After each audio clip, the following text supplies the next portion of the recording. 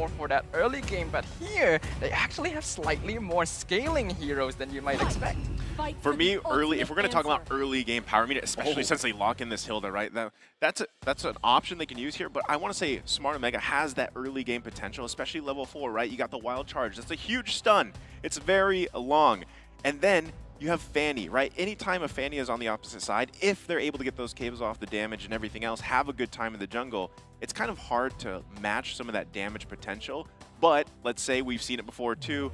They whiff the cables, they're not able to connect, then that kind of falls off. I mean, if we're talking about the early game, right, and especially if we are talking about the cables starting to fall off, then you have to just double down on the early to mid game, hoping that Fanny will be able to be that driving force. But when you're looking at the supports right now, this is Hilda up against Masha, right? Instantly, I'm thinking they're going for the invades. They're looking to slow down this jungle. Well, I guess we'll find out if that is truly going to be the case, because we now enter the Land of Dawn for the first time on day 2 of MSC 2022. Ladies and gentlemen, Smart Omega are going to be playing on the blue side, and on the opposite end, we got IDNS. Will they be able to show us another upset here on the MSC stage? Interesting. This is a Ruby jungle, right? Oh. I don't know about you guys, but I don't see this often. Yeah, I don't see this often too. I would have expected Ruby probably to kind of take her time here, probably play a support position, but instantly invades start walking through, and Lois has to survive. Oh, but he is actually able to take the orange buff. Not sure if it's going to be worth it though. First blood gonna go over to Ryzen on the side of Smart Omega. There you go. That's already starting that early game power spike I was talking about. I mean, in terms of that, you don't want to obviously give that to the Fanny, and now, you know, this could set them up for dominating the early game. Okay. So let's talk about the early game one more time, except this time, let's keep in mind that Cheku is going to be playing this Grok in the support position, not the Masha this time, right? So now we're expecting a more defensive playstyle. So I think IDNS made a really smart decision by taking this orange buff because they can start playing even more defensively and trying to protect Angelina here. Is it going to be enough? No, they find the kill. Yeah, that's going to be another one going the side of Smart Omega, and in the meantime, we can already see that Ryzen giving them a bit of their own medicine, now going for Loise's orange buff instead. Not gonna let the earlier game steal get to them. I'll tell you guys this, right? When Chaknu, the Chak Mamba, is playing Grok, he is not, maybe like, let's say 1 out of 10 times, he plays very defensively, but the guy will make plays out like that you're not even expecting. He'll use, you know, every tool in the kit that he has, plus the flicker to make plays, either save teammates. They've seen it time after time, so right now, paired with what they have, it could be bad. Ooh, that's a wild charge. Gonna be able to find out Zanri. He's trying to get away. Looks like he will be able to escape thanks to Lois. Zanzanzak now coming in to provide some backup, but Lois dropping real low. Ryzen still on top of the turtle. Renzio dropping low, but it's the Ruby that's gonna be taken out right away. Chaknu managing to escape from the clutches, as well as Ryzen secures the turtle. I personally think that's a little bit of a misplay coming in from Lois. He could have easily walked towards the gate side to protect himself. And since Angelina was trying his best and he was blocked off, all he had to do was drop his abilities, pray that Lois was able to communicate properly, and move towards that gate to keep Omega in check. But unfortunately, the kill still goes over to Omega. And now this entire early game, as we transition into mid, is looking in Omega's favor. This is, again, the question mark that I have here, right? The Ruby in the jungle. It's something, like I said, we haven't seen much of, and I don't know how well it's going to work. I mean, yes, you have throughout the entire game, you have the CC potential, but you also lose the flicker, right? Like this is what you pick Ruby for usually. Flicker, I'm offended combos. It's just pretty much the same thing as having like the flicker on the Grok, right? So you lose that. I feel like that's losing a lot of what this hero has. I do agree with you there, but personally, I have a little bit of bias here because I actually do quite enjoy playing Ruby in the jungle myself. It is a hero that's surprisingly deceptive to be utilized in that form here, but you can definitely see that when going up against a hero like the Fanny, Ryzen right now has way more mobility, way more control of the map in comparison. See this play here down on bot side. Zanri is getting on top of Kelver real quick, but E2 Max ready to get as knockup comes on through. Instantly, Zanri is taken out. The cartwheel held to the last second to ensure his death. That was so clean. I mean, E2 Max just literally walked over there, threw that knock-up down, and it was a clean kill just like that for Smart Omega. So they're already 3K gold lead here. IDNS has to be thinking of a way to just slow this down, like you guys mentioned, right? Because yes, Sudafa, they have a ton of mobility on that Fanny, but the rest of the team, too, is also just rotating very well right now. Yeah, in comparison, IDNS definitely having a little bit of difficulty maintaining control over their side of the map. E2 Max definitely made a big difference in that fight. And also, I do think this is probably the first time we have seen Julian in the mid lane in MSC so far. No, that's true. Julian in the mid lane, especially when you're up against Xavier. Xavier doesn't naturally have a lot of pushing power until he gets his first 2 items, but now the engagement begins. Yep, that's a wild charge onto Lois to ensure the retribution, and Ryzen follows it up in hands chain to keep Zanri knocked off. A free kill again, going over to Omega, now 6-0. You see what I mean? Chaknu will just make those plays time after time. And so IDNS needs a way to counter that from happening and not putting yourself in that position to get wild charge, because that stun is too long and now they're going to make a play at the bottom. IZ in a lot of trouble. The flicker forward into Wesker. You cannot count out the Beatrix. E2 Max has to back it off.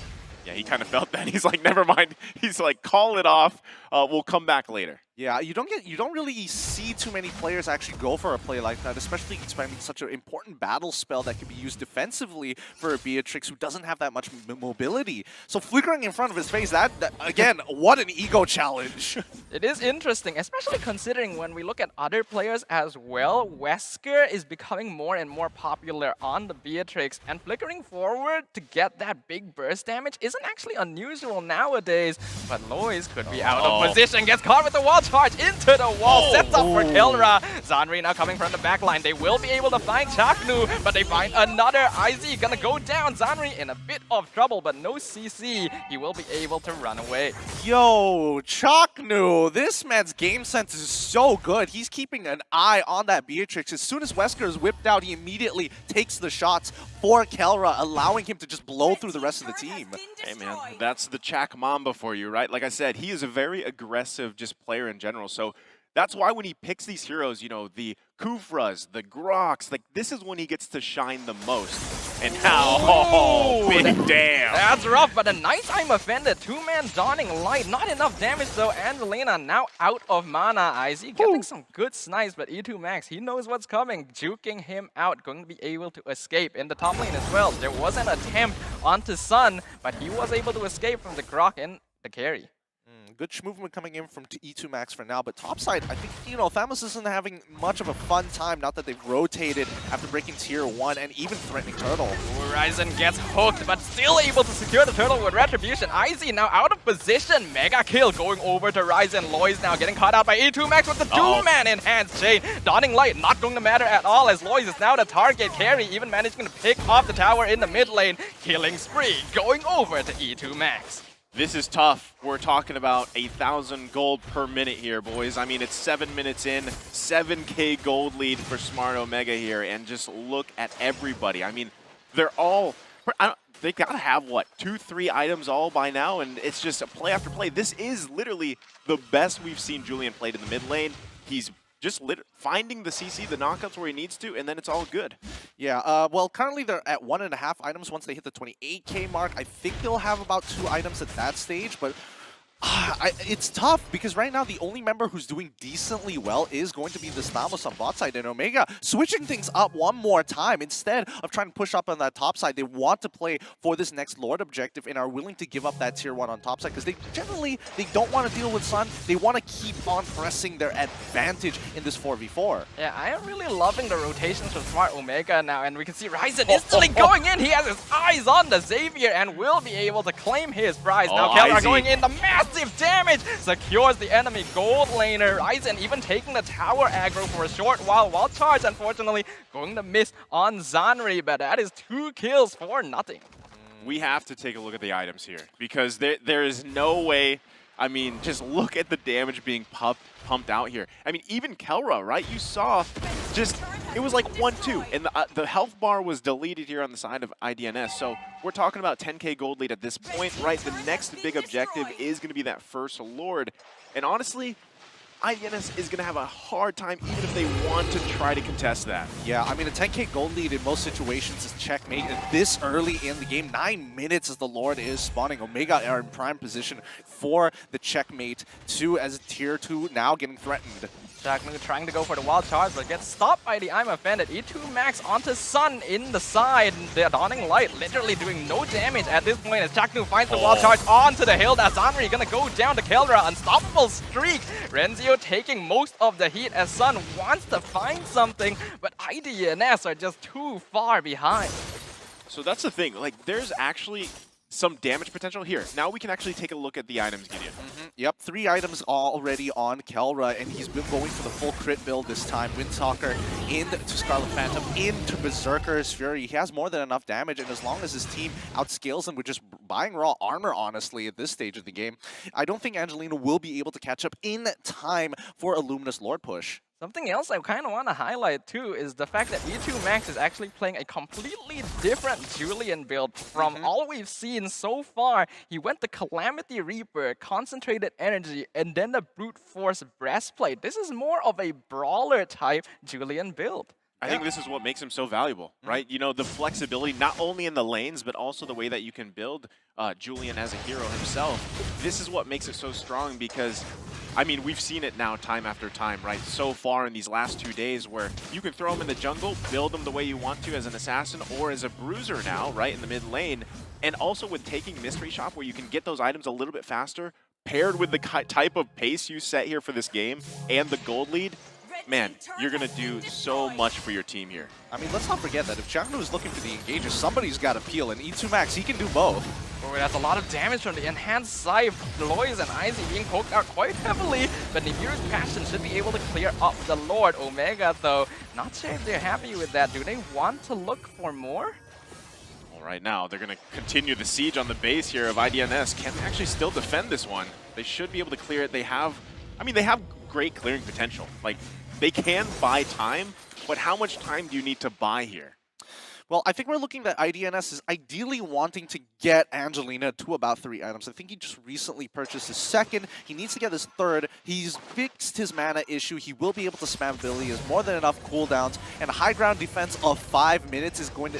It's going to be a little difficult with a 14k gold lead that Omega has. They're eventually going to be able to muscle their way in. And knowing how Chaknu plays, if he can get 3 knocked up with that wild charge, I think that'll be game over. I feel like at this point of the game, though, you don't even need the 3-man knockup anymore. Omega being 14k gold ahead of IDNS just means that as long as they're not directly feeding themselves to the enemy, they should have a pretty clear path to victory. Honestly, I think if they wanted to brute force their way into the base, they don't even need to wait for the Lord. No, I beg to defer. This is Omega. They aren't playing like RSGPH. They're not boring. They want to be interesting, and I know Chaknu, for a fact, is going to be looking for a cool play. He wants the, what we like to call the TikTok highlights. Oh, that's yeah. what he wants. That's fair. So, yeah, I could see, I've seen it happen before, right? He is, if there's any moment, even if it's just one person, but it's better if it's 3, right? He will find that moment, and this is exactly what IDNS needs to do, right?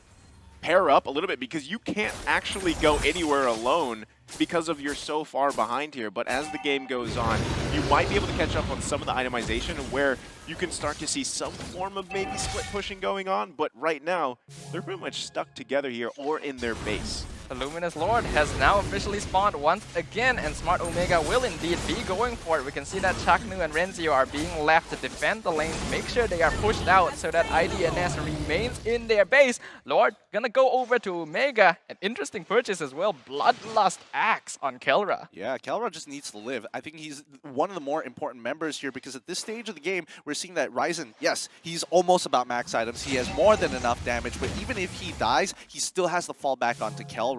And I don't think Ryzen by himself, even with a purple buff, can 1v5. Kelra can definitely do that.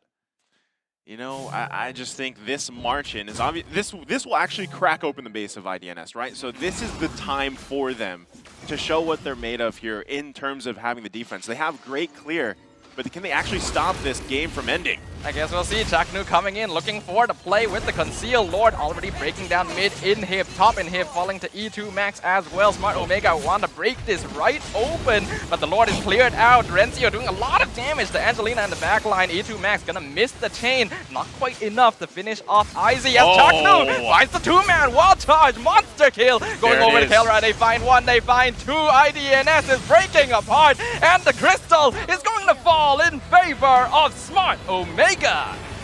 Well, there it is. That was the moment he was waiting for, and it was actually just inevitable. It was about time. The lead was massive for Smart Omega, and they just ended the game before it even got the chance for IDNS. Yeah, I mean, that's checkmate. When you have a 10k goal lead that early on into the game, it's really difficult to actually bounce back from it unless you just continuously play for high ground.